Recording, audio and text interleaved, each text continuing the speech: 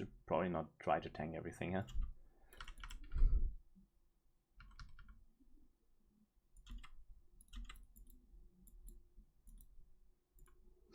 Alright, anyways, that was Waiter.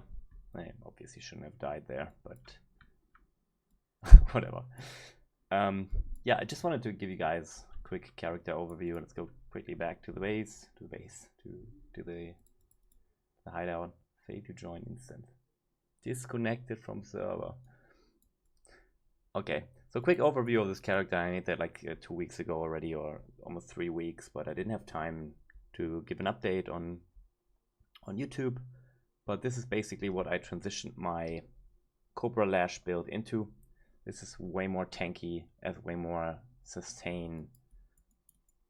I wouldn't say way more, but yeah, definitely more. As you can see, I could tank a bunch of hits from Uber Eater, right? And that's what I wanted to show. This is super beefy character. Damage is pretty fucking good as well. This is basically a copy of Steelmages build, and with a couple of things that I changed. And I'm gonna go over these quickly, and then I'll just wrap up the video and pretty much wrapping up the league as well. There's not too much to do for me anymore, and I'm just yeah, I'm just waiting for the next league basically. So if you want to build this, keep in mind this is not too cheap. I think I spent around 400 divs on this overall, but you can get this going with around 200, I would say. So let's start with a weapon. Pretty straightforward, ephemeral edge, right? Basically what you use if you stack a bunch of energy shield and go for lightning damage. Helm,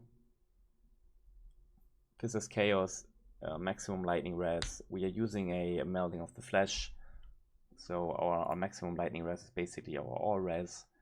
And I crafted this myself. I got pretty lucky with this. What you can get though, you don't need 500 accuracy rating. You can try to get lower accuracy rating and then get Fizz as fire as well. Or if you want spell suppress, you can get spell suppress. You can basically, if you want to do the multi-bot mod way, you can try to get increased energy shield, then max energy shield flat, and then you basically just multi-craft it. This I crafted myself as well. What Steelmage is doing here, he's using a Hungry Loop for only a 5 link basically, so you will suffer a lot of damage. I did not really like that route, so what I did instead is I got a Squire. The Squire is really not giving us anything else but like a 6 link, right? We need an empty chest. Otherwise, if we don't have an empty chest, we will not get any benefits from Oath of the Magi. And this is, as you can see, a lot of energy shield, right? This more than doubles our energy shield. The chest was around 100 divine. I did not craft this myself, I just bought it. It's super good, especially with the regenerate energy shield as well. This is basically just do essence craft with energy shield, right? The flat energy shield is from essence. And then what you do is you just Crusader slam it for the prefix and you hope you get tier 1 energy shield. That's pretty much it. Nimbus, pretty straightforward. We need this for the overlaps on Splitting Steel. They all come back, they overlap in the middle, and they have AoE damage. And that gives you extra damage. Voice of the Storm, lightning damage with non-critical strikes is lucky. This is really important for your damage output. There's really nothing else you can replace this with in your slot. Gloves, also pretty straightforward. I did get inflict lightning exposure on hit. What you can get instead is you can get another pierce here or another 2 pierces. The thing is, we do have exposure here on lightning pen, but it's 10% is a bit unreliable, so I decided to go for the lightning exposure here as well. Ideally what you would get is you could get the 18%, but it's a pain in the ass to get, and then you can get one more node or free up one more node. Actually, I don't even have that. Not really sure why I don't have that anymore. But yeah, I should get this back. There was some reason why I changed this. Also, I did the whole Uber Eater with the wrong setup here. Forgot to switch this out, but usually what I do is for damage, what you want to have, I didn't even have arcing blows in. So the damage was not really very good. It should be like 30 to 35% higher even. Or whatever. So lightning exposure in here should be at least 18%, especially against single targets. You would definitely switch out this node for this node, 18% exposure. And chance to intimidate is like 5% more DPS, I think. Intimidate. You can get in attack speed. If your attack speed feels too slow, you can get attack speed here. And the focus cast and attack speed is really great as well. Mage Blood, really no other choice in the slot. It's just simply defensively, and what you can do with the flasks is just the best slot. Boots, also crafted these myself. I wanted to have a lot of energy shield here. Keep in mind there's not a lot of suppress in here. You can get a hybrid, hybrid boots with more suppress, and then you get suppress here as well, and in some other spaces or slots you can get suppress capped. Keep in mind I'm not suppress capped at the moment. We have Scorched Ground here, which is super good, and Avoid Elemental Ailments, so we basically completely capped here. We have Ignite Avoidance, we have Immune to Shock, Immune to Freeze. You can, for mapping, you can change this tincture if you want to, but I mean Cutting Strike is really important, but I will get to that in a moment. Freeze is also really good though for mapping, and especially for opening chests, so you don't get corpse exploded on. Silver Flask, attack speed, increased effect, pretty straightforward. Immunity to shock here, I occasionally will swap this out for reduced curse effect. Ideally you would want to get curse effectiveness somewhere else, but just sometimes it's just not possible. But you can do a little bit of other setups. I would not advise getting another flask here. The life regen is too important in my opinion, and you definitely need additional elemental resistances, otherwise you're not capped. Although we are quite overcapped on Code and Lightning, but that's because of the Ether Altars, and I don't want to be undercapped if I'm clicking them.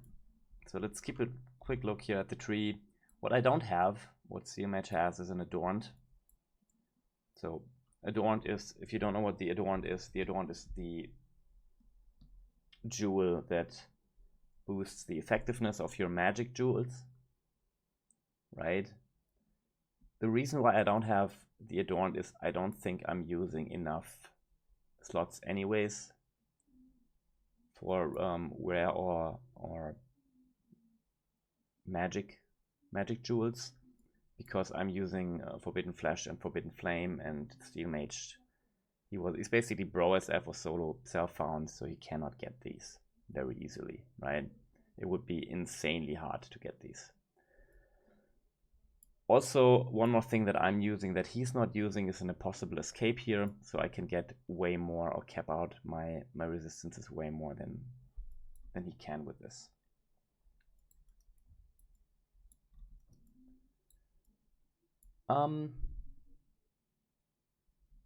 Another thing I did, I don't know what kind of which was taken he had, or if he had any, but I have cannot be stunned on this one. I think he had it on a flask, but this is pretty important, and ideally if you have the money you should get Culling Strike on this, and then you can exchange the flask for a Freeze Flask, right? Because I think the Freeze Flask overall is a bit better. I mean, obviously it's better if you can get Cull somewhere else. Otherwise, on your jewels, what you want is Energy Shield. These are just Ignite Avoidance, but on the ones that are normal jewels, what you usually want to have, this one is pretty good, I think. Energy Shield, area damage, and increased attack speed. Ideally, I think you want area damage, because area damage is better than projectile damage, because if the projectiles don't hit but the area splashes, it doesn't count as projectile damage, right? So attack speed with shields, and increase maximum energy shield. If you get a 150% Adorn and you have the money, you should definitely get for an Adorned jewel, especially if you can afford the synthesized implicits. One more thing that I did differently here as well is I do not have Arcane Guard, because we are not using a rare shield, right? He has like a mirror tier shield that is really, really good, and he has like 16k energy shield, but we compensate for that. We do a lot more damage with this 6-link setup instead of having a 5-link in the Hungry Loop. I think it's kind of crazy, but yeah, in hardcore I think it's probably the better build, but in softcore this is, in my opinion, the better option that you can go for. Anything else here?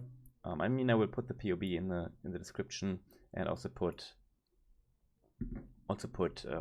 Steelmages POB for comparison.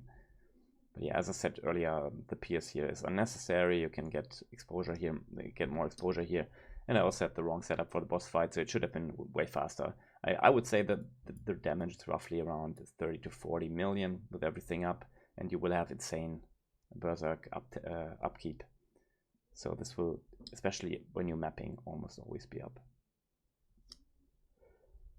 All right, yeah, I think that's it for the build. I'm really happy with this. As I said, if you want to build, I'm going to put a POB. I think you can build this with around 200 divine as a budget version. You definitely need a mage blood. I think there's really no other way, and a good. This is the bread and butter and a good saddest garb. This is the best base. A Squire is not very expensive right now, unless you get one of these. This is obviously defensively super strong, 8% fizz as chaos, but this was around 50 divine. I'm not sure what they would cost now. It was like 2 weeks ago.